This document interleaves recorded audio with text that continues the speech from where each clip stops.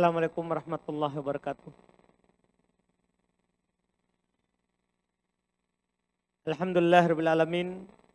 Wassalatu wassalamu ala Rasulillah wa ala alihi wa ashabihi wa man tabi'ahum ihsan ila yaumiddin. Amma ba'd. Alhamdulillah, kembali kita di malam hari ini melanjutkan kajian kitab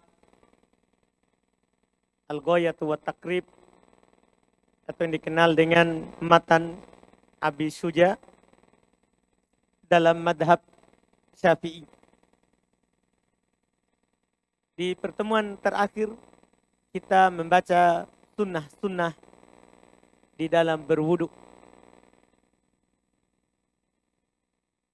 Sisa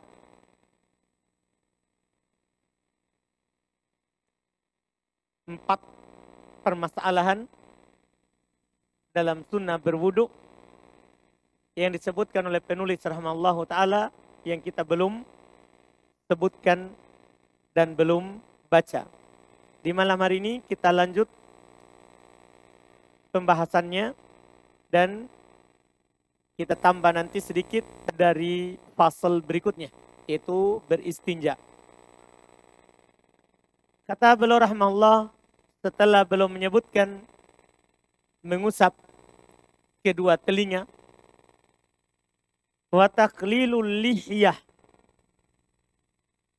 al-qattah, termasuk hal yang sunnah dalam berwudu adalah menyelai-nyelai jenggot, tapi beliau bilang al-qattah, yang tebal, yang lebat jenggotnya. Karena para ulama bagi dua jenggot. Ada jenggot tipis dan ada jenggot yang tebal.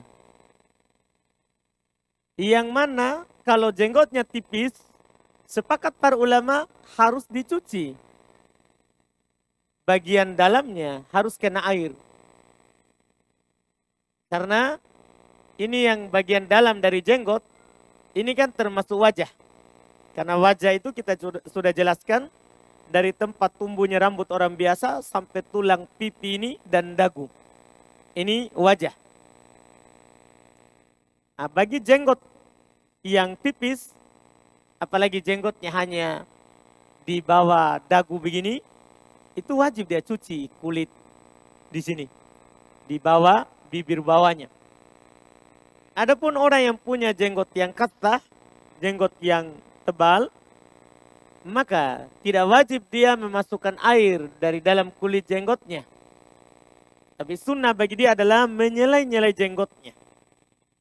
Menyelai-nyelai jenggotnya. Sekarang, apa dalilnya kalau sunnah menyelai jenggot? Baru sebentar kita akan sebutkan apa ciri jenggot tebal dan apa ciri jenggot yang tipis. Adapun dalil yang menunjukkan bahwa sunnahnya kita menyelai jenggot saat wudhu. Ada hadis dari Nabi kita Muhammad SAW dalam riwayat Imam Al-Bukhari.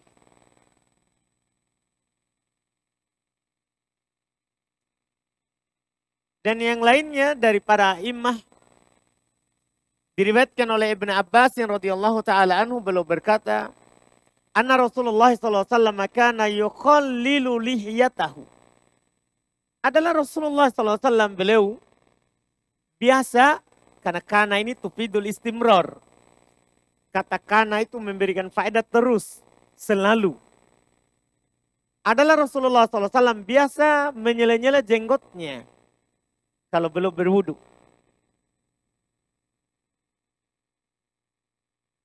Demikian pula hadits-hadits juga yang lain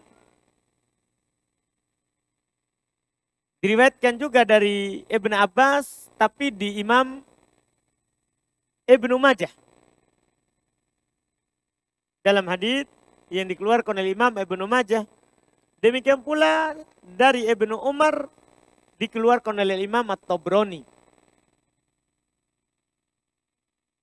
Dikatakan annahu alaihi salatu wassalam idza tawaddoa syabbaka lihiyatahul karima bi asabihi min tahtihi. Ini langsung termasuk caranya. Adalah Nabi SAW apabila beliau berwudu, maka beliau membuat tangannya itu seperti sisir. Biar beliau renggangkan dan beliau menyelai jenggotnya dari bawah. Dari bawah. Jadi bukan dari atas begini, tapi dari bawah. Ini sunnahnya. Walaupun ada hadits ini dibicarakan sanatnya, sebagian ulama dhaifkan. Yang tentang caranya ini tadi. Kalau mengenai menyelai jenggot, sahih. Cuman caranya mulai dari bawah begini, dari dalam, baru dibuat seperti sisir. Ini dibicarakan oleh para ulama hadits, sanatnya. Bagi yang mendoibkannya, maka bebas, mubah. Boleh kita mulai dari bawah, boleh juga mulai dari atas. Dalam hal ini perkaranya luas. Yang penting disunahkan itu adalah kita menyelai jenggot kita. Adapun ciri jenggot yang tebal, disebutkan dalam mazhab Syafi'iyah, cirinya adalah kalau kita melihat, itu tidak tembus kulitnya. Tidak dilihat kulit dalam jenggotnya. Itu namanya jenggot yang tebal. Itu yang sunnah untuk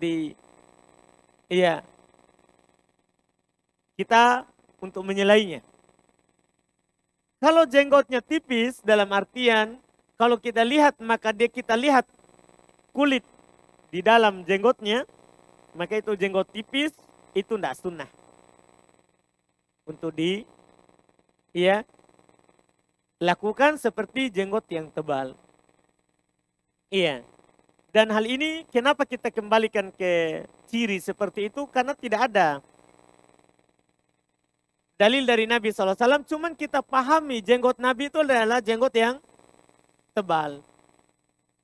Jenggot yang tebal. Maka sunnah kalau tebal, kalau tipis tidak. Kalau tipis tidak sunnah karena hilang ilahnya. Hilang ilahnya. Seperti orang yang mandi junub. Kan sunnah setelah wudhu, sebelum menyiram, kan sunnah ambil air dengan tangan, kemudian dia menyelai kepalanya. Sampai dia merasa bahwa airnya sudah masuk ke mana? Ke kulit. Sunnah. Tapi kalau orang tidak ada rambut, tidak sunnah hal tersebut. Nah, sama dengan masalah jenggot juga. Ini sunnah bagi yang punya jenggot. Bagi yang tidak punya jenggot, tidak. Atau yang jenggotnya tipis. Ini masalah yang pertama dan ini hukumnya sunnah. Artinya kalau ada orang berwudu, dia tidak menyelai jenggotnya, sah. Cuman dia tidak dapat pahala. Kemudian berikutnya kata beliau, wa takhlilu asabi'ir rijlain. Demikian pula disunahkan untuk menyelai-nyelai jari kaki. Dan hukum ini disunahkan, tidak wajib, karena kata para ulama ini mimbab isbagul wudu. Masuk dalam bab menyempurnakan wudu. Kalau hanya disiramkan, kalau basah, sah. Cuman kalau dimasukkan jari di antara jari kaki, itu menyempurnakannya. Ini hukumnya sunnah. Adapun caranya, di dalam mazhab Syafi'iyah menyebutkan banyak cara. Di antara mereka, seperti yang disebutkan oleh Imam An-Nawawi rahimahullahu ta'ala, jari kaki kita menyelainya dengan seluruh jari tangan kita. Artinya ini misalnya kaki, kita langsung seperti ini. Ini jari kaki, kita masukkan jari tangan. Seperti ini. Ini cara pertama dinukil oleh Imam An-Nawawi rahimahullahu ta'ala dalam mazhab Syafi'i. Cara kedua dinukil juga dalam mazhab Syafi'iyah. Dia pakai khinsir. Pakai jari apa ini? Jari kelingking. Jadi dia masukkan jari kelingkingnya di antara jari kakinya. Di antara jari kakinya. Iya. Sebagian juga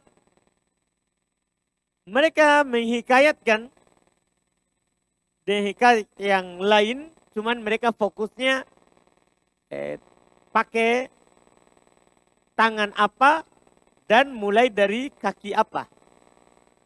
Tidak ada dalil yang menerangkan pakai tangan apa kita menyelai jari kaki, kanan atau kiri, tidak ada dalil. Terus mulai dari kaki kanan atau kiri, tidak ada dalil yang khusus dalam wudhu. Cuman kita boleh berdalil dengan dalil umum, yaitu hadits Aisyah radhiyallahu taala anha. Kata beliau, "Kana Nabi sallallahu alaihi wasallam yu'jibuhu tayammun." Adalah Nabi kita Muhammad sallallahu alaihi wasallam suka memulai dengan yang kanan-kanan. Dengan ini hadits umum. Apakah dalam masalah mencuci anggota wudhu yang ada pasangannya? Atau kita menyelai anggota wudhu? Itu umum.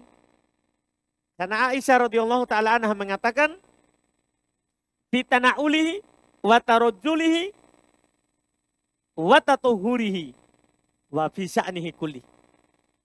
Dalam bersandal, belok pakai kanan. Dalam bersisir, belok ke kanan. Di dalam bertoharo dan dalam setiap keadaannya. Beliau suka pakai yang kanan. Berarti otomatis ini sunnah kita memulai dengan jari kaki kanan. Kemudian apa? Kaki kiri.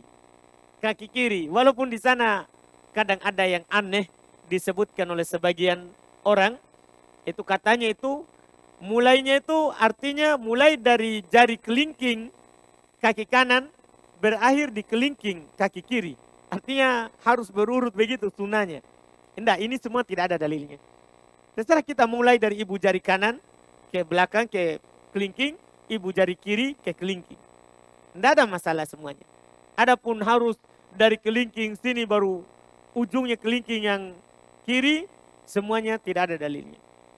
Yang ada dalilnya tadi yang mendukung itu kita mulai dari yang kanan. Baru yang kiri. Ini yang disebutkan sunnah yang kedua. Kemudian yang berikutnya wa taqdimul yumna 'alal yusra. Termasuk sunnah adalah mendahulukan yang kanan atas yang kiri. Tadi sudah Anda sebutkan hadisnya. Ini bagi anggota wudhu yang ada pasangannya. Bagi yang tidak ada pasangannya, maka bebas. Iya. Yang punya pasangan misalnya ya tangan, kaki. Sunnahnya adalah kanan dulu baru kiri. Kenapa kita tidak bilang wajib? Itu pertanyaan kita. Jawabannya karena di ayat mutlak. Di ayat kan Allah Subhanahu wa taala katakan, "Ya ayyuhalladzina amanu idza qumtum ila sholati faghsilu wujuhakum wa aydiyakum ilal marafiq." Tangan sampai ke siku. Tidak ada dibilang tangan kanan dulu, baru tangan kiri. Tidak ada. Oleh karena itu para ulama mengatakan sunnah kita pakai yang duluan yang kanan, kemudian yang kiri. Dan seperti apa yang disebutkan oleh beliau rahimahullah. Bahwa hukumnya adalah sunnah, bukan wajib. Bukan wajib. Ada hadits. Sebagian para ulama menyebutkan dalam riwayat Imam Abu Daud dengan lafaz perintah, "Idza tawadda'tum fabda'u bima yaminikum." Kalau kalian berwudu, maka mulailah dengan tangan dengan yang kanan kalian dengan lafaz perintah. Cuman hadits ini adalah hadits yang dhaif karena dalam riwayat Imam Muslim bukan dengan lafaz perintah. Dalam riwayat Imam Muslim, rawi yang lebih sahih, yang lebih kuat, tidak dengan lafaz perintah, tapi lafaz sunnah. Menukilkan perbuatan Nabi. Menukilkan perbuatan Nabi. Ini kanan baru yang kiri. Kemudian, wat-toharotu salatan salata. Dan bertoharoh 3 kali, 3 kali. Ini hukumnya sunnah 3 kali, 3 kali. Karena kenapa? Di dalam berwudu, para ulama kita berdasarkan hadis Nabi SAW, wudu itu boleh sekali-sekali semuanya, serba 1 kali. Boleh 2 kali, 2 kali, serba 2 kali. Dalam hadis Ibnu Abbas, boleh 3 kali, 3 kali, kecuali kepala sama telinga. Iya. Jadi 3 kali ini adalah sunnah. Karena kenapa? Boleh sekali. Boleh sekali. Kita cuci tangan sekali, cuci wajah sekali, kumur-kumur tadi, kumur-kumur masukkan air ke hidung sekali, semua sekali. Boleh, dan itu kewajibannya. Adapun 2 kali atau 3 kali, itu hukumnya adalah sunnah. Hukumnya adalah sunnah. Kenapa kita bilang sunnah? Pertama, karena ayat cuma bilang, faksilu wujuhakum, cuci wajah kalian. Wa aidiakum ilal marofik, tangan sampai ke siku. Wamsahu biru'usikum, usap kepala kalian. Wa arjulakum ilal ka'bain, kaki sampai mata kaki. Ini kan tidak ada angka, tidak ada bilangan. Tidak ada bilangan. Di ayat cuma dibilang serba 1 kali, tidak ada angkanya. Kemudian kenapa kita sebut bahwa sunnah 3 kali? Karena ada dalam hadis riwayat Imam Al-Bukhari dan Imam Muslim. Dari Utsman ibn Affan radhiyallahu ta'ala anhu. Ketika beliau meminta air kepada budaknya, pembantunya, maka beliau mempraktekkan wudhu. Setelahnya beliau bilang, inilah wudhu Nabi SAW. Gimana? Maka dinukil Utsman bin Affan radhiyallahu ta'ala anhu belum menuangkan air ke tangannya dan mencuci tangannya 3 kali. Setelah itu berkumur-kumur dan memasukkan air ke hidung 3 kali. Setelah itu belum mencuci wajahnya 3 kali. Setelah itu belum mencuci tangan kanannya sampai ke siku 3 kali. Kirinya seperti itu 3 kali. Kemudian belum mengusap kepalanya dan kemudian belum mencuci kakinya 3 kali. Semua disebutkan angka 3 kecuali kepala. Tidak ada angka 3-nya. Ini menunjukkan bahwa Utsman mengusap kepala berapa? Sekali. Apalagi datang dalam hadis Abdullah bin Zaid juga sama. Abdullah bin Zaid sama dengan hadis. Ia sama dengan hadis tadi Utsman ibn Affan.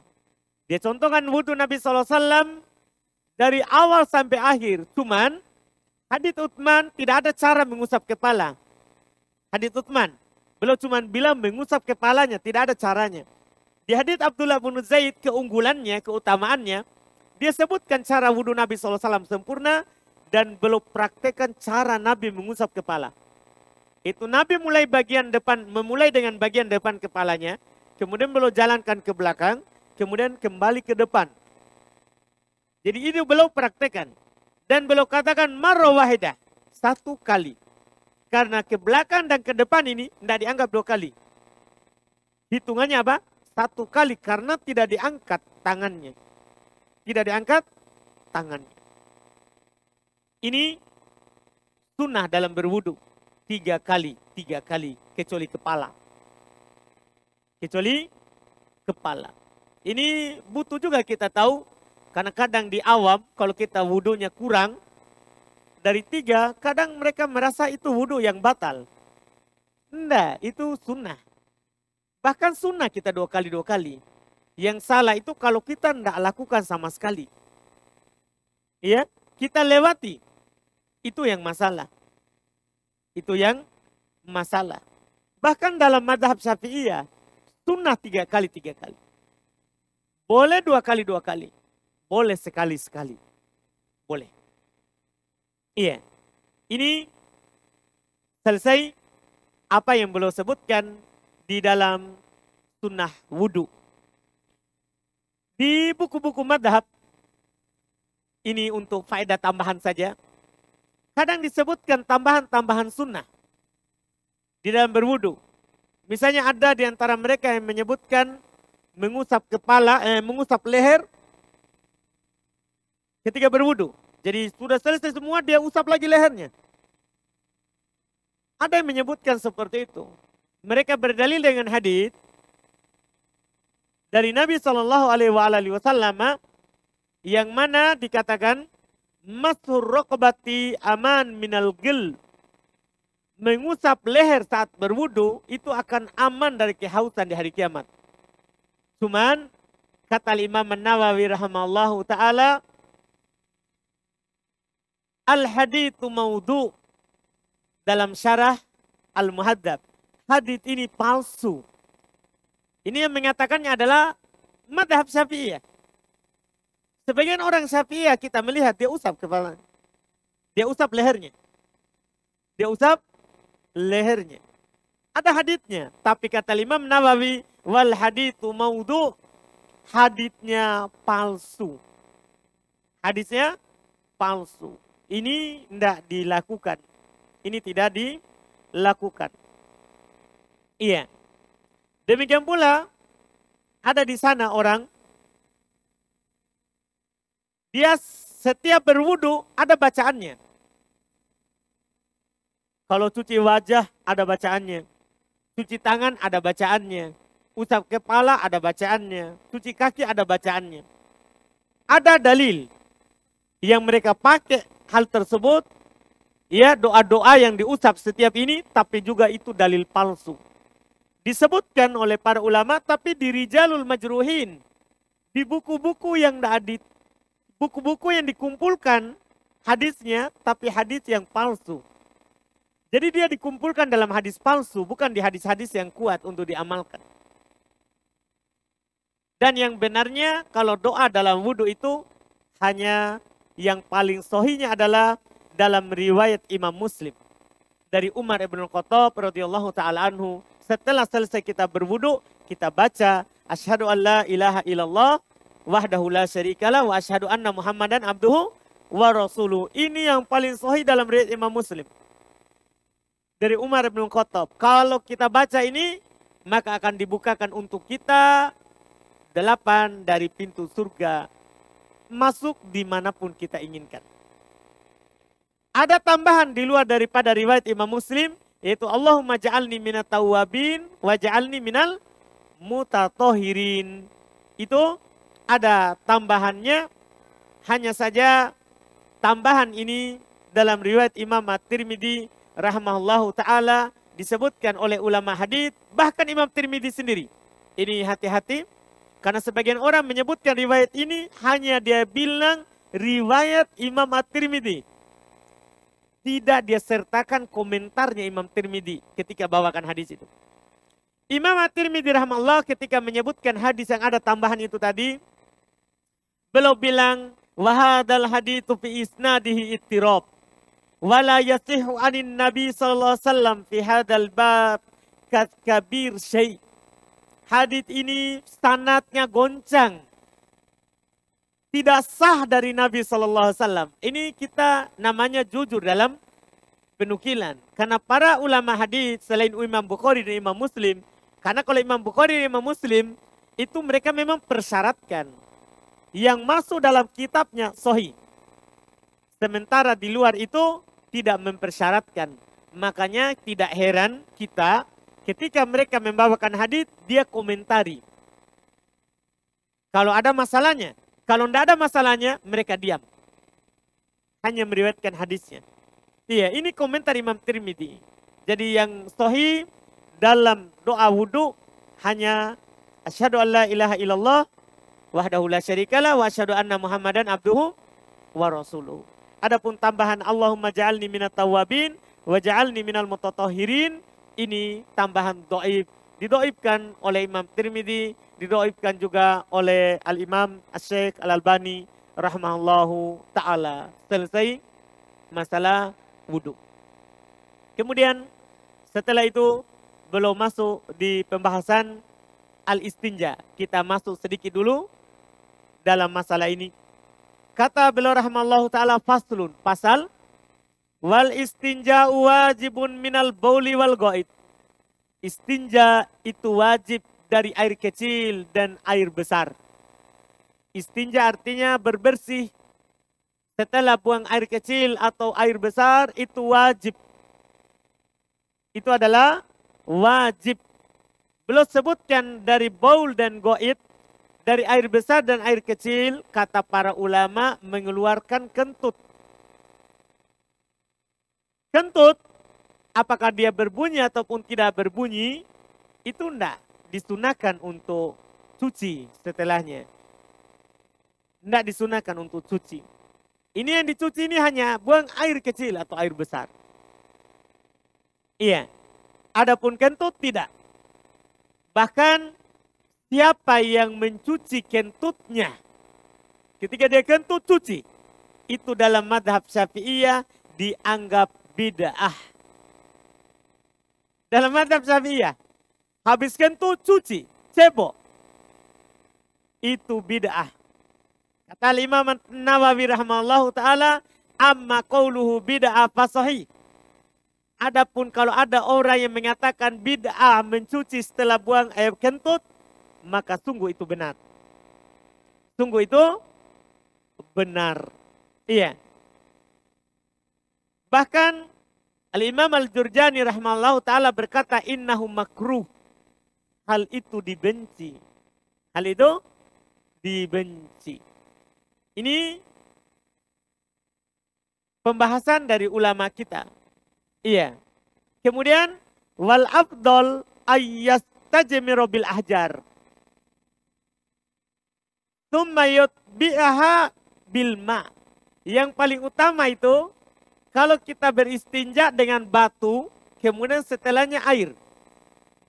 Maksudnya dikumpulkan antara batu dan air. Itu kata mereka yang paling utamanya. Iya. Hanya saja ucapan yang paling utama ini ada dalilnya, ada hadisnya, tapi doif. Mereka berdalil dengan hadis yang dikeluarkan oleh Al-Imam Al-Bazzar di dalam Kashful Astar dari Ibn Abbas yang radhiyallahu ta'ala anhu. Bahwa Nabi SAW pernah bertanya kepada penduduk Masjid Kuba, Allah Subhanahu wa ta'ala memuji mereka. Nabi bertanya, kenapa Allah memuji kalian di dalam Al-Quran? Kata mereka adalah kami kalau habis buang air, maka kami pakai batu dulu, setelah itu kami pakai air lagi. Cuman hadits ini adalah hadits yang doib. Didoibkan oleh Al-Hafidz Ibn Hajar di dalam At-Talkhis, juga didoibkan oleh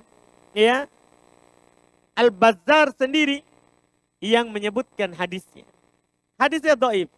Yang benarnya di dalam hal ini boleh seorang terbatas pada batu, boleh terbatas pada air saja, tapi mana yang utama air sama batu, maka air yang lebih utama karena lebih membersihkan. Lihat kata beliau rahimahullah, wa yajuzu ayyaqtasiru 'alal ma. Boleh pakai air saja. Au 'ala salatati ahjar yungki bihinna. Boleh hanya terbatas pada 3 batu saja yang membersihkan. Artinya kalau 3 batu belum bersih, boleh kita tambah batu lagi. Iya. Wa idza aradal iktisar 'ala ahadihima fal ma'u afdal. Kalau antum mau hanya terbatas pada batu atau air, maka air lebih utama. Ini yang benarnya. Bahkan dalam mazhab Syafi'iyah. Boleh air saja. Karena Nabi SAW pernah pergi buang air. Dan Anas membawakan air untuknya. Nabi juga pernah buang air. Dan Ibnu Mas'ud datang juga Al-Mughirah membawakan batu untuknya. Tidak pakai air.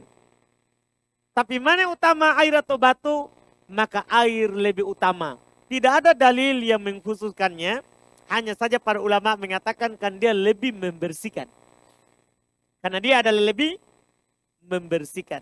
Ini pembahasan di dalam bab ini. Kemudian setelahnya beliau akan menyebutkan hal-hal yang harus kita jauhi ketika buang hajat. Hal-hal yang harus kita jauhi ketika buang hajat. Ini kita akan sebutkan di pertemuan akan datang. Insyaallah ta'ala.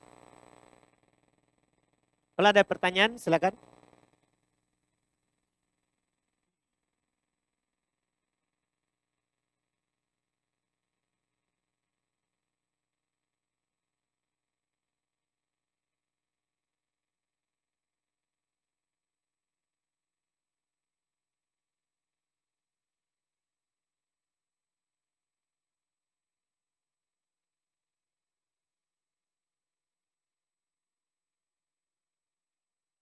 Ini ada pertanyaan, apa hukum profesi mua, tukang make up perempuan untuk acara pernikahan, wisuda dan lain-lain.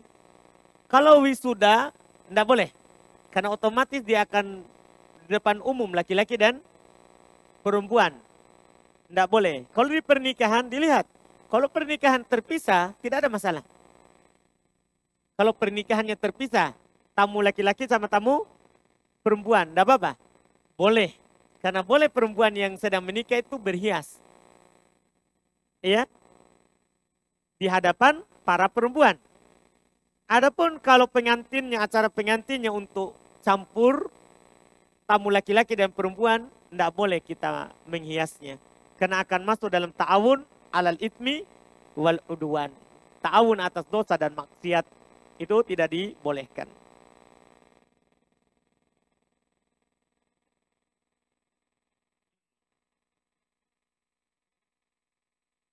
Kemudian pertanyaan berikutnya.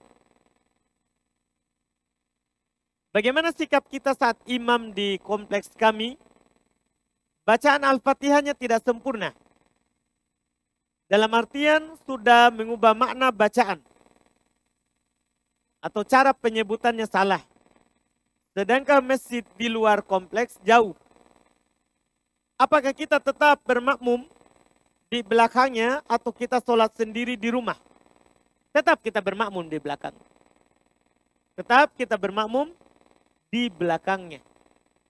Masalah dia salah, pertama boleh kita nasihati sendiri. Ya. Kita nasihati sendiri, maksudnya dalam keadaan kita berdua. Bahwa kita salah bacaan ini Pak Imam. Seharusnya yang benarnya dibaca seperti ini. Kalau diterima alhamdulillah. Kalau tidak diterima maka kesalahan itu untuk dia. Dalam hadis riwayat Imam Al-Bukhari rahimahullah. Kata Nabi SAW, yusalluna bikum. Fa'in asobu falakum walahum. Wa'in akhta'u falakum wa alaihim. Mereka sholat mengimami kalian. Kalau dia benar imamnya, maka pahalanya untuk dia dan untuk kalian. Makmum. Kalau dia salah, maka pahalanya untuk kalian, dosanya untuk dia. Jadi makmum tidak ada dosa. Masalah dia salah baca Al-Fatihah, kita baca, kan kita baca Al-Fatihahnya. Setelah imam, baca. Setelah imam, baca atau saat imam baca, boleh kita ikuti. Dia membaca. Dipahami mungkin? Ini yang diarahkan oleh Nabi SAW. Ini Masya Allah. Karena syariat kita ini sempurna sampai akhir masa, ini hadis jadi kaidah. Tentunya sholatnya sahabat sempurna. Iya kan? Bacaannya. Ketika kita dapat seperti masa ini, banyak orang salah bacaannya misalnya. Tidak apa-apa, tidak ada masalah kita sholat di belakangnya. Masalah salahnya, dia salah. Dia yang salah. Wallahualam.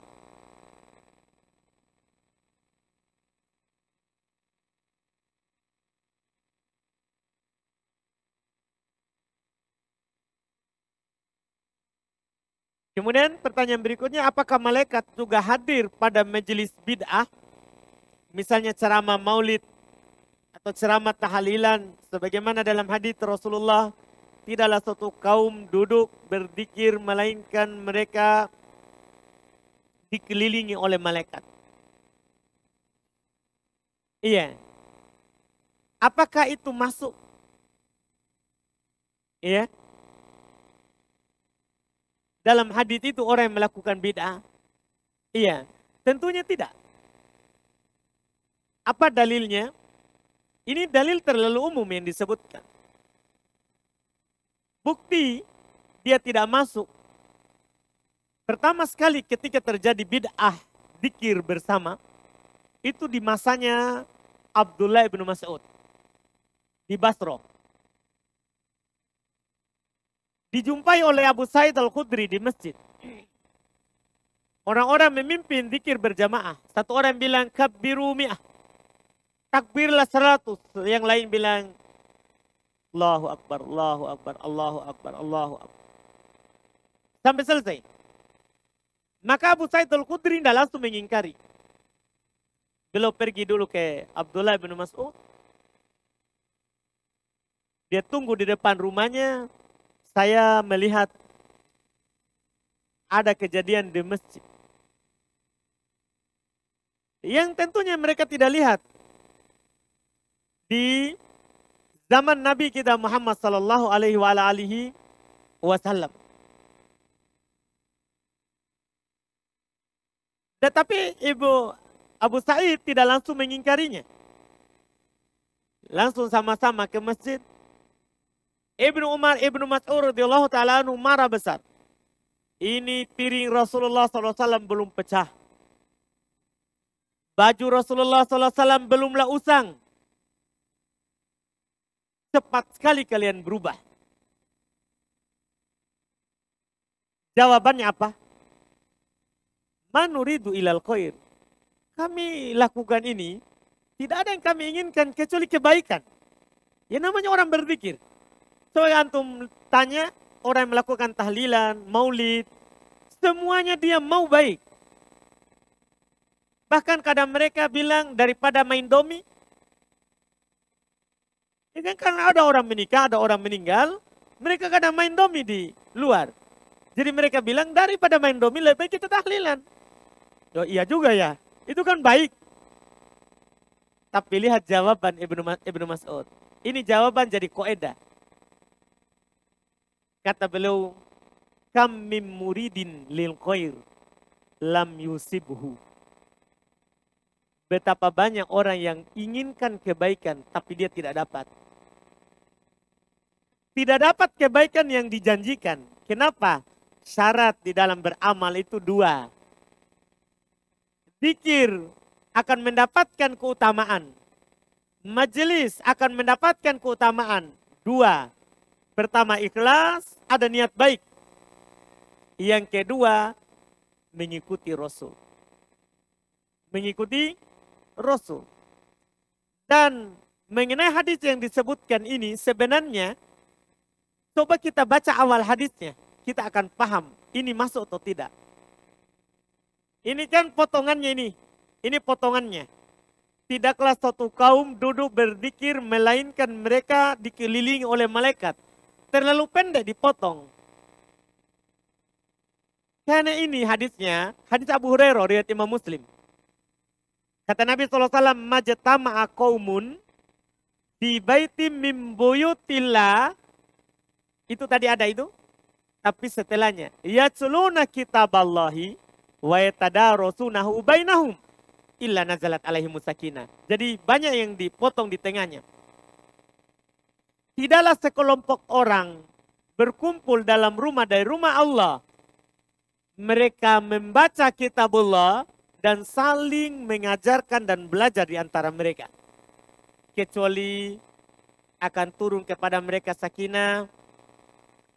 Rahmat Allah akan meliputi mereka. Malaikat akan menaungi mereka. Allah akan menyebut-nyebut mereka. Ini kan yang disebutkan membaca kitabullah.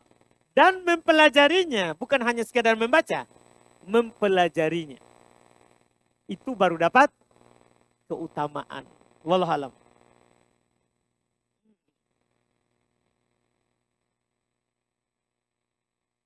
Kemudian pertanyaan berikutnya, bagaimana ketika subuh mau mandi junub, tapi dalam keadaan kedinginan? Apakah boleh ke masjid berjamaah dan dilanjutkan membaca Al-Quran sambil menunggu pagi untuk mandi? Jazakumullah khairan. Dilihat, apakah kalau kita mandi, kita akan sakit? atau kita sedang sakit, kalau mandi akan menambah sakitnya? Itu dilihat. Kalau biasanya, kalau kita mandi, langsung kita demam, tinggi, walaupun tadinya enggak, maka di sini boleh bertayamum. Nanti mandi kalau sudah bisa pakai air.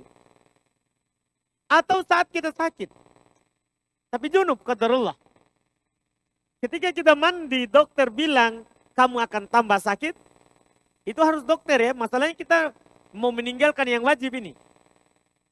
Dokter bilang kalau kamu mandi ini akan menambah sakit. Maka tidak boleh kita mandi. Kita bertayamum.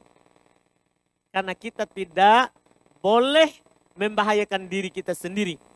Kata Nabi SAW, la doror wala diror. Tidak boleh membahayakan diri sendiri, tidak boleh membahayakan orang lain. Ini diri sendiri kita. Tidak boleh.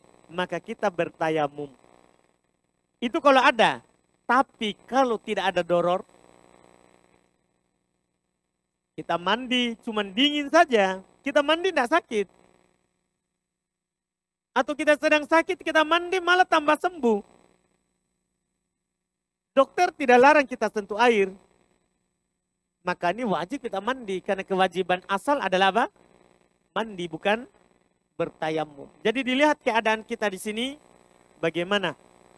Ya, apa alasan kita tidak mandi.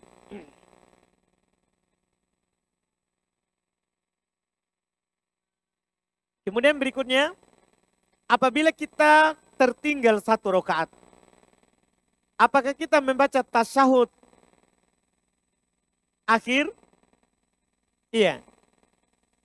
Apa kita membaca tasyahud 3 kali? Tertinggal 1 rakaat.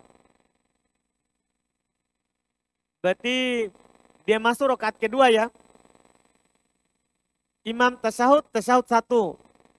Kemudian rakaat setelah itu rakaat ketiga kan imam rakaat keempat lagi ya. Imam tasyahud. Berarti kita sudah berapa kali itu? 2. Setelah itu kita harus ganti 1 rakaat. Berarti kita tasyahud lagi 3 kali kan? Iya. Jadi pertanyaannya ini, apa kita tasyahud 3 kali? Dalam hal ini pembahasannya adalah ketika imam tasyahud akhir, sementara kita belum akhir, apa kita ikut atau tidak? Ada di antara para ulama kita tidak, karena sekarang kita belum tasyahud akhir. Kita hanya duduk saja menunggu imam salam, kita bangkit. Ada juga yang mengatakan kita ikut tasyahud. Dan ini lebih kuat karena Nabi SAW bersabda, inna maju ilal imam li utamma bih. Imam itu dijadikan supaya diikut. Ya, kita ikuti tasyahudnya bukan karena kita sudah saatnya tasyahud, tapi apa? Kita ikuti imam. Itu yang lebih kuatnya wallahualam. Walaupun kalau antum tidak tasyahud juga, kalau antum pegang pendapat yang pertama, tidak ada masalah. Karena hukum tasyahud awal itu bukan rukun sholat. Hukum tasyahud awal bukan rukun sholat. Artinya tidak batal sholat dengannya. Cuman kalau sengaja ditinggalkan, para ulama mengatakan berdosa. Bagi yang mengatakan wajib, kan di sana ada juga ulama yang mengatakan sunnah. Tasyahud awal hukumnya.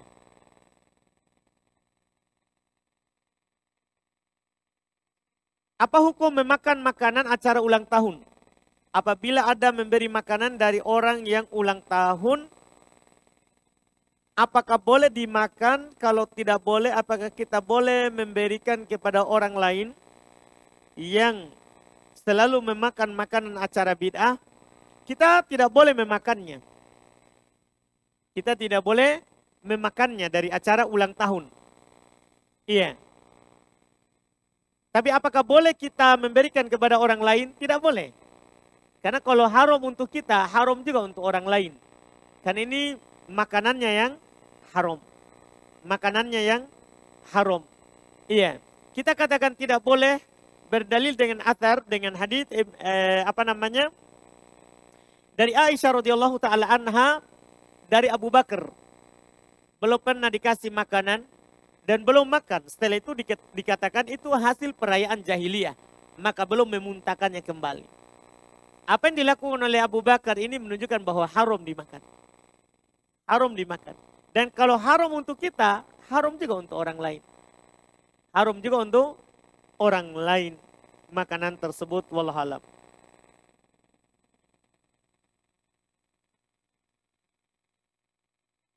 Kemudian berikutnya, apa yang sebaiknya dilakukan? Sebagai seorang istri, jika mengetahui suami selingkuh atau berzina dengan wanita lain, naudzubillah, dan selalu chat dengan wanita yang bukan mahram, sedangkan sama istrinya sendiri jarang menggauli dan perhatiannya sampai jarang menggauli dan perhatian sampai tekanan batin, tapi mau minta hulu, takut akan kehidupan selanjutnya. Pertama, kita kalau menjumpai istri suami melakukan dosa besar yang bukan kekafiran, dia tetap suami kita.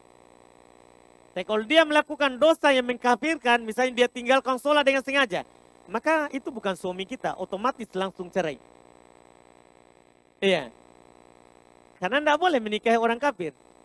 Kecuali ahli kitab, kan begitu yang dihalalkan di Quran. Ini kalau suami kafir bukan ahli kitab. Makanya fatwa Syekh bin Baz rahimahullah, kalau ada suami meninggalkan sholat sengaja, kafir. Tidak boleh lagi suami istri bersamanya. Tapi kalau dia melakukan dosa besar selain yang mengkafirkan, maka kita boleh tetap bersamanya kalau kita mampu bersabar, mendoakannya dan menasehatinya. Alhamdulillah. Adapun kalau kita tertekan batin, misalnya tidak tahan lagi, tidak bisa hidup bersamanya dengan tekanan yang kita dapatkan itu, maka kita boleh minta hulu. Boleh minta pisah. Dan tidak perlu kita takut tentang kehidupan setelahnya. Rezeki kita itu bukan di tangan suami. Sebelum ada suami, rezeki kita sudah ditulis. Bahkan sebelum langit dan bumi dicipta oleh Allah, semua rezeki orang yang akan hidup di dunia ini sudah ditulis. Diperbaharui di dalam perut ibu kita di saat usia kandungan 4 bulan. 3 kali 40 hari. Datang malaikat yang meniupkan roh, ditulis rezekinya, ajalnya, dia orang yang bahagia atau orang yang sengsara. Jadi masalah rezeki tidak usah dikhawatirkan. Allah Subhanahu wa taala berfirman, "Nahnu narzuquhum wa iyyakum." Kami yang memberi rezeki kepada mereka dan kalian. Kami yang memberi rezeki kepada mereka dan kalian. Dan kita tidak akan mati meninggalkan dunia ini sebelum rezeki kita cukup. Tidak perlu. Dan pasti kita akan mendapatkan jalan keluar dari Allah. Kalau kita orang yang bertakwa. Kata Allah Subhanahu wa taala di dalam Al-Qur'an, "Wa may yattaqillaha yaj'al lahu makhraja wa yarzuqhu min haitsu la yahtasib." Siapa yang bertakwa kepada Allah, maka Allah akan menjadikan untuknya jalan keluar dan memberinya rezeki dari arah yang dia tidak sangka-sangka. Ini kata Allah. Juga Allah berfirman, "Wa may yattaqillaha yaj'al lahu min amrihi yusra." Siapa yang bertakwa kepada Allah, maka Allah akan menjadikan urusannya itu mudah. Itu jaminan dari Rabb kita yang menciptakan kita dan suami kita. Kalau memang sudah seperti itu, kita menderita karena tujuan orang menikah adalah untuk bahagia. Tujuan daripada orang menikah adalah supaya bahagia. Kalau kita tidak bahagia bahkan menderita batin, boleh kita minta hulu. Dan kalau kita mengadu ke KUA, kantor urusan agama, di pengadilan, itu memang akan disuruh cerai. Kalau tidak bisa lagi dia perbaiki. Kalau tidak bisa lagi dia perbaiki. Tapi kalau itu tadi Ana bilang di awal, kalau kita mampu bersabar atasnya, maka kita akan mendapatkan ya tentunya apa yang dijanjikan oleh Allah Subhanahu wa taala. Berupa kebaikan yang ada di sisinya, doakan suami kita semoga dia berubah. Tetap melayaninya. Ya. Dan karena di pertanyaan disinggung tidak diperhatikan lagi, ya. Kadang sebagian istri dia kadang tidak pedulikan penampilannya lagi. Apalagi kalau sudah melahirkan pertama, kedua, ketiga, kadang dia tidak peduli lagi. Tidak, kalau istri itu tetap dia berhias. Bahkan Nabi SAW belum istrinya haid, belum tetap. Ya, suruh pakaian yang bagus, yang rapi, biar suaminya tertarik kembali. Tertarik kembali. Ini untuk para istri, biasanya seperti itu. Kehidupan tentunya harus kita lewati dengan kesabaran. Dengan kesabaran. Dan kita lakukan apa yang bisa kita lakukan yang membuat suami kita ya senang kembali, suka kembali. Siapa tahu ada yang salah. Karena dalam hadis Nabi SAW, mumpung saya ingat pernah lewat bahwa kata Nabi maftaraqatnan, tidaklah dua orang yang saling mencintai itu berpisah atau tadinya saling suka kemudian tidak lagi saling suka. Tidaklah keduanya itu seperti itu kecuali kata Nabi illa bidzambin waqa'a min ahadihima atau hadatsa min ahadihima, kecuali karena sebab kesalahan atau dosa dari salah satu keduanya. Dari salah satu keduanya. Jadi jangan menyalahkan orang lain semata. Kita harus kembalikan ke diri kita. Itu ada masalah dengan kita. Ada masalah mungkin dengan suami, ada masalah dengan istri. Iya, ada masalah dengan istri. Ya kita tetap istighfar dalam masalah itu. Siapa tahu kita yang salah, yang kurang, wallahualam. Kita adzan dulu, baru lanjutkan.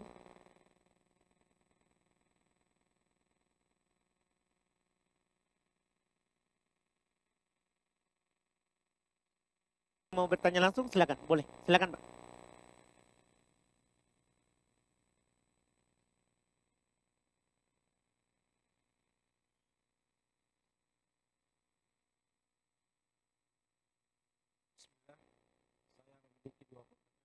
Silakan Pak. Pertama dari saya, kan saya melihat orang berwudu di tempat wudu, saya memperhatikan biasa mengecilkan air kerannya. Ada juga yang menghidup dan matikan keran airnya dalam berwudu. Bolehkah saya diberitahu, adakah dalilnya menyangkut mengenai masalah penggunaan volume air yang digunakan dalam berwudu? Itu pertanyaan saya. Baik. Pertanyaan titipan,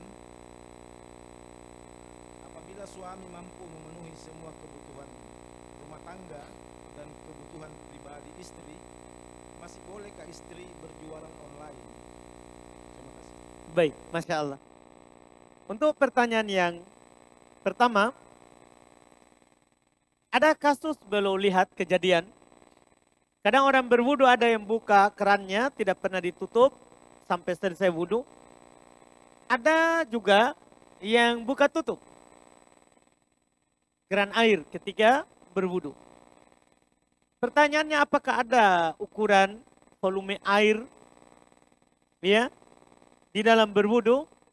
Pertama, penukilan dari Nabi SAW bahwasanya belum pernah wudu dengan satu mut. Nabi SAW pernah wudu dengan satu mut. Satu mut itu Pak, 2 telapak tangan begini disatukan airnya. Itu satu mut. Dan belum pernah mandi dengan 4 mut, yaitu satu sok. Nabi SAW. Bersamaan dengan adanya penukilan ini, para ulama sepakat bahwa tidak ada ukuran air yang dipakai dalam wudhu dan dalam mandi. Ukurannya adalah ketentuannya yang penting kita butuhkan dan tidak berlebihan. Tidak mubadir. Itu ketentuannya. Kalau dengan membuka keran air tadi akan keluar lebih daripada yang dibutuhkan, itu dilarang. Karena tidak boleh israf. Tidak boleh kita berlebihan di dalam segala sesuatu. Iya. Tidak boleh. Bahkan secara umum masuk di dalam ayat, mungkin semua kita sudah hafal. Surat At-Takatsur. Apa ayat pertamanya? Alhaakum At-Takatsur. Walaupun ini terkait dengan masalah-masalah dunia. perbanyak-banyak itu membinasakan kalian, melalaikan kalian. Ini terdapat isyarat, berlebihan dalam masalah lain juga sama hukumnya. Itu membinasakan kita, tidak dibolehkan. Jadi selama itu tidak dibutuhkan, itu dilarang. Tapi kapan dibutuhkan, boleh kita lakukan. Boleh kita lakukan. Iya. Nah, terkait dengan keran air, ini masalah lain lagi, Pak. Karena ada aduan, pernah ada mengeluh lagi masalah kedua. Ada orang berwudu selalu buka tutup keran, akhirnya keran air masjid selalu rusak. Ini kan mau hemat, tidak mubadir, tapi ada doror. Dorornya bagi pengurus masjid, kasihan ganti terus keran air. Atau biarmi karena ada sumbangan. Tidak boleh, ini juga kan tidak boleh merusak. Tidak boleh merusak. Maka hal ini kalau dengan membuka tutup tadi itu merusak keran air, jangan. Buka saja secukupnya, ya kan? Jangan dibuka tutup. Karena kaidah umumnya la doror wala diror. Tidak boleh ada membahayakan diri kita, tidak boleh juga membahayakan yang lain. Kalau itu membahayakan yang lain, pengurus masjid bahkan marah-marah, ini ustaz kalau wudhu, rusak keran. Nah ini kan bahaya. Iya, membahayakan diri kita dan orang lain. Sebaiknya hal itu tidak dilakukan. Sebaiknya hal itu tidak dilakukan. Lebih kita buka kecil saja, sewajarnya sebutuhnya kita. Sebutuhnya kita. Itu wallahualam terkait dengan hal tersebut. Saya lihat di Yaman, saya lebih Masya Allah, saya takjub. Dia kerannya yang ditindis, bukan yang diputar. Jadi kerannya itu yang ditindis airnya. Kita tindis keluar, baru kita tampung di tangan, baru kita pakai wudhu. Ada yang pakai keran seperti itu. Jadi bukan yang dibuka, tapi yang ditindis. Iya, mungkin kemahalan lah yang kalau pakai sensor ya. Cuman di sana ada yang ditindis. Jadi keluar itu sesuai dengan yang kita tampung baru kita pakai suci. Itu bagus juga. Bisa. Memang yang khusus dibuat untuk seperti itu. Adapun keran ini kan yang dibuat untuk dibuka. Bukan dibuka tutup. Bukan dibuka tutup. Yang jelas tidak boleh kita membahayakan. Untuk pertanyaan yang kedua. Katanya si suami sudah nafkahi istri lahir batin. Semuanya uang belanjanya ada semua. Boleh gak istri jual online? Ya tanyakan suaminya Pak. Bukan saya. Karena kalau saya bilang boleh ternyata suaminya bilang tidak boleh. Itu kan masalah. Saya akan pukul sama suaminya. Kan hal itu harus kita tanya kepada suaminya. Kalau suaminya bilang silakan boleh. Ya boleh. Karena jual mubah. Jualan itu mubah. Kalau suaminya bolehkan, boleh. Kalau suaminya tidak bolehkan, tidak boleh. Karena ketaatan terhadap suami itu besar bagi istri. Sampai kata Nabi SAW, "Lau kuntu amiron imro'an ayyas judalimri'in la amartul mar'ata antas judali zaujiha." Seandainya saya dibolehkan untuk menyuruh seorang sujud kepada orang lain, maka saya akan perintahkan istri sujud kepada suaminya. Ini seandainya boleh ini. Besarnya itu hak suami. Besarnya itu hak suami. Itu kembalikan ke suaminya. Di sini ada pertanyaan lagi. Saya seorang karyawan rumah sakit. Bertugas di bagian forensik dan pemulasaran jenazah. Apa hukum membantu jenazah kafir dalam hal memformalin dan membantu membersihkan? Apakah ini termasuk dalam berloyalitas kepada orang kafir? Iya, tidak termasuk. Tidak termasuk. Yang dilarang itu adalah mensolatinya, mendoakan kebaikan untuknya, dan pergi mengantar ke kuburannya. Adapun hanya mengurus jenazahnya karena tugas misalnya kita atau tidak ada yang mengurusnya, boleh. Karena disebutkan di dalam Al-Quran, Allah Subhanahu wa Ta'ala katakan, "Wala tusolli ala ahadim mata abada." Jangan pernah kamu mendoakan seorang pun dari mereka yang meninggal selama-lamanya, tidak boleh. Selama-lamanya tidak boleh. Wala takum ala qabrihi. Tidak boleh kamu berdiri di kuburannya. Mengantar jenazahnya, berdiri di sana, tidak boleh. Itu kata Allah Subhanahu wa ta'ala. Kenapa Allah sebutkan innahum kafaru billahi wa rasulihi wa matu wa hum fasikun. Karena mereka kafir kepada Allah, kafir kepada Rasulnya, dan mereka mati dalam keadaan apa? Fasik. Tidak boleh kita mendoakannya, tidak boleh kita pergi menguburkan jenazahnya, kecuali tidak ada yang menguburkannya. Kecuali tidak ada yang menguburkannya. Nabi SAW ketika meninggal, Abu Thalib, paman beliau, datang Ali bin Abi Thalib, halaka ammuk, binasa pamanmu. Ali bilang, binasa pamanmu. Ali ini kan anaknya, tapi dia bilang kepada Nabi, sudah binasa pamanmu, kan dia kafir. Ya, kata Nabi SAW, kubur bapakmu. Kubur bapakmu. Nabi tidak pergi, kubur bapakmu. Ini yang disebutkan. Silakan. Bismillah, ada titipan pertanyaan Ustaz. Yang pertama, saya bekerja di sebuah perusahaan pembuat kue. Terus rata-rata pembeli itu untuk kue ulang tahun. Biasanya ada pesanan khusus dan posisi saya sebagai chef. Nah, pertanyaannya, bagaimana hukumnya hal tersebut terhadap saya? Apakah termasuk ke dalam ta'awun kepada kemaksiatan atau bagaimana Ustaz? Baik.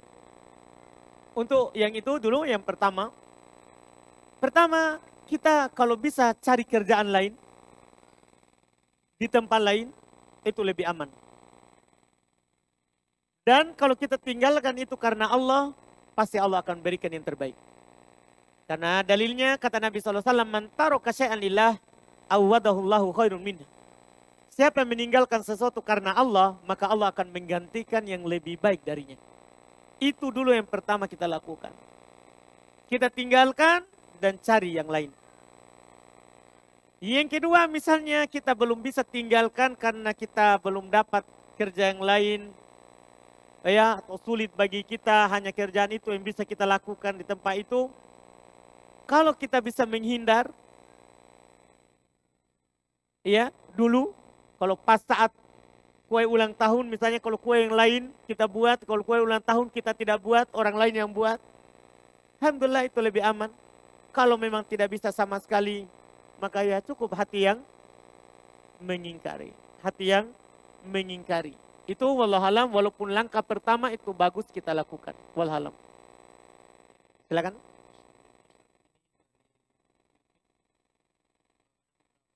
Yang pertama, hukum membunuh kecoak. Hukum membunuh kecoak. Ya. Boleh, kan dia mengganggu. Iya kan dia apa? Mengganggu.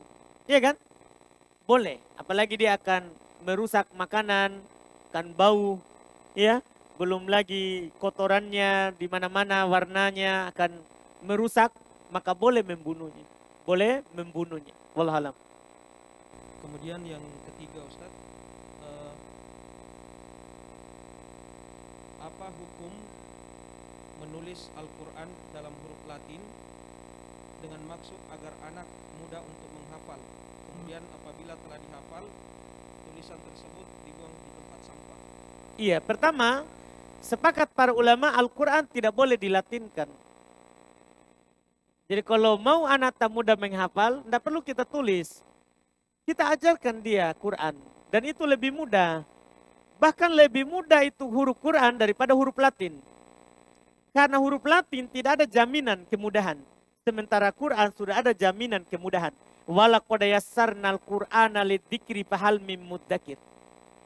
Sungguh kami telah memudahkan Al-Quran itu untuk mengingat, berzikir. Tapi adakah yang mau mengingat?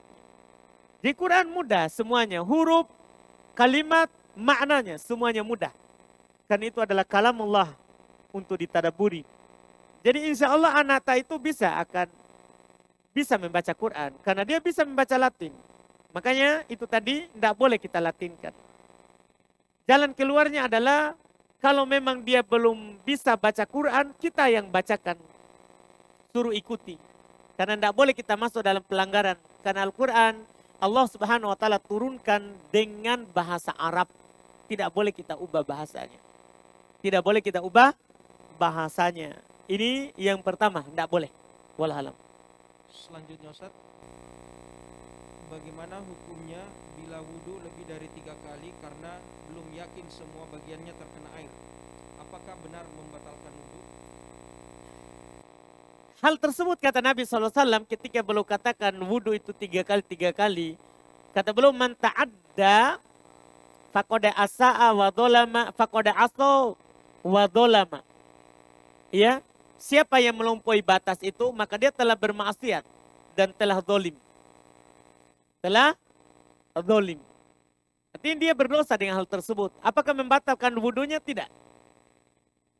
Cuman perlu dia buang was-was itu. Seorang kalau ragu, cukup dia bangun di atas yang yakin. Cukup dia bangun di atas yang yakin. Itu wallahualam. Selanjutnya Ustaz, apa masih ada? Tidak apa-apa, silakan. Apakah ada anjuran ketika buang air besar beristinja memasukkan jari? Baik. Iya. Memasukkan jari di dubur, demikian pula mengurut kemaluan di bagian depan ketika air kecil, ada dalilnya tapi palsu. Tidak ada anjurannya. Bahkan itu para ulama mengatakan akan mendatangkan doror dalam badan dan dalam keyakinan. Doror dalam badan itu akan merusak nanti saluran ya airnya. Kemudian bahaya bagi keyakinan akan timbul nanti was-was terus. Biasanya orang yang melakukan itu kalau dia was-was, kayaknya belum bersih ini, belum bersih. Itu bahaya terhadap keyakinannya. Wallahualam. Lanjut Ustaz. Apa benar air bekas wudhu dari anggota wudhu tidak boleh terkena dengan air yang di wadah yang dipakai wudhu?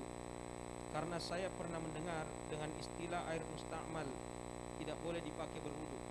Baik, itu atas pendapat Syafi'iyah. Ya, cuman pendapat yang kuatnya bahwa air musta'mal itu adalah air yang suci dan mensucikan. Karena ketika Nabi SAW katakan al-ma'u la yunajjisuhu syai'.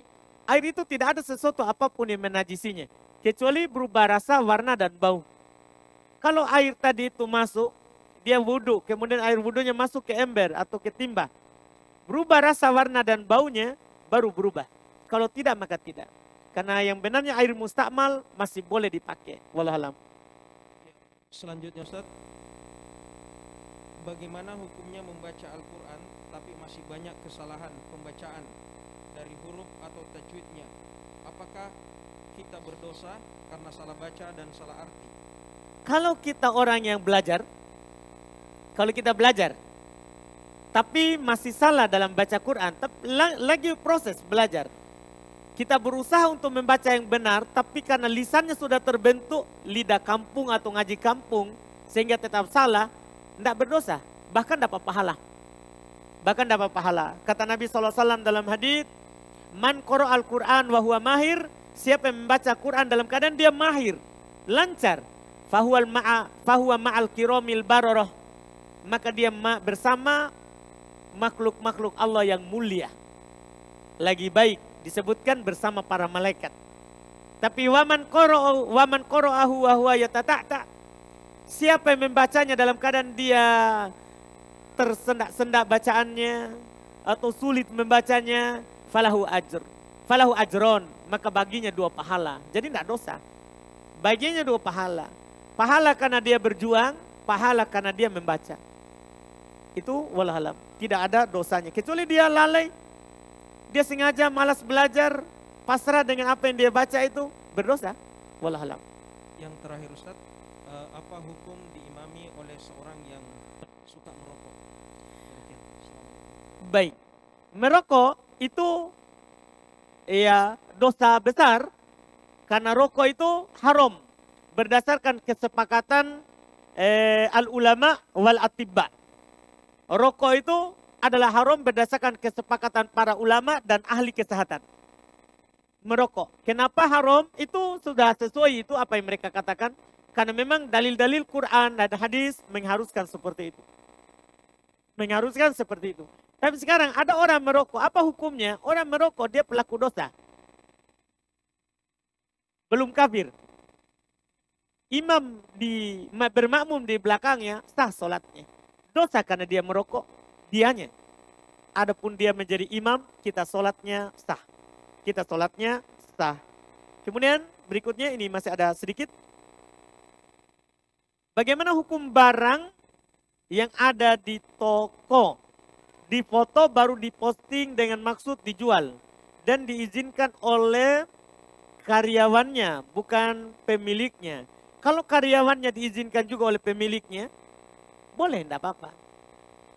Boleh, tidak apa-apa. Karena yang bertugas, karyawan yang bertanggung jawab, yang diberikan amanah oleh pemilik, itu sama dengan pemilik kedudukannya.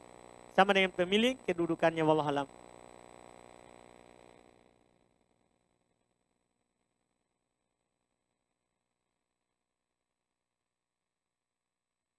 Apa hukumnya? Ini pertanyaan lanjut di jenazah katanya. Apa hukumnya ketika kita mengambil uang keluarga jenazah? Karena biasanya mereka memaksa dengan alasan sedekah jenazah. Baik itu jenazah muslim atau kafir. Padahal kita sudah mengatakan gratis. Kalau kita dikasih, kita kasih ke yang memperkerjakan kita. Misalnya seperti misalnya di Peduli Dakwah, ada ambulans gratis, supirnya sudah digaji. Ada keluarga jenazah kasih, maka harus dikembalikan ke yang mengutusnya. Kalau yang mengutusnya bilang, ambil saja. Alhamdulillah halal. Sama dengan kita yang bekerja di sini. Kita kembalikan ke rumah sakit, pihak yang memperkerjakan kita. Kalau dia bilang kita ambil, halal. Kalau tidak, maka tidak halal. Maka tidak halal. Iya. Baik, ini yang terakhir. Izin bertanya Ustadz, dalam sholat ada tempat-tempat yang paling baik untuk berdoa. Pertama, doa di antara adzan dan iqomah. Berarti ini bukan dalam sholat. Adzan dan iqomah. Iya. Iya, itu ada hadisnya. Di doa di sujud akhir, salah. Karena bukan di sujud akhir, tapi di setiap sujud. Karena hadisnya dari Abu Hurairah radhiyallahu taala anhu. Akrobu kata Nabi SAW, akrobu ma yakunu bainal abdi wa rabbihi wa sajid. Paling dekat antara seorang hamba dan Robnya dalam keadaan dia sujud. Fa'akfiru fiha doa, maka perbanyak doa. Dalam keadaan sujud, ini kan tidak ada bilang terakhir. Umum di setiap sujud. Kita dekat kepada Allah. Jadi kalau dibilang sujud terakhir, enggak. Ini salah. Ini salah. Benar, sujud terakhir. Dan sujud sebelum akhir juga semuanya dianjurkan. Doa di tahiyat akhir. Ya benar adanya juga tahiyat akhir. Karena Nabi SAW katakan, فَلْيَتَخَيَّرْ مَشَاءَ مِنَ الدُّعَى. Silakan dia pilih apa yang dia maukan dari doa. Pertanyaannya, di manakah antara 3 tempat ini yang paling baik untuk kita berdoa pada saat sujud? Karena semua yang tadi itu dilapatkan dengan lafaz waktu mustajabah. Ada dengan kata doa tidak ditolak. Iya, tapi di sujud itu posisi khusus. Yang Nabi SAW katakan seorang hamba paling dekat dengan Robnya. Paling dekat dengan Robnya. Maka ini sangat sayang sekali kalau kita hanya sujud terakhir. Kita melalaikan banyak tempat. Yang kita paling dekat dengan Rob kita. Ini alhamdulillah kita cukupkan. Semua yang benarnya itu semata dari Allah. Dan yang kelirunya itu dari kekurangan kami dan dari syaitan. Subhanakallahumma hamdik. Asyhadu an la ilaha illa anta astaghfiruka wa atubu ilaik. Assalamualaikum warahmatullahi wabarakatuh.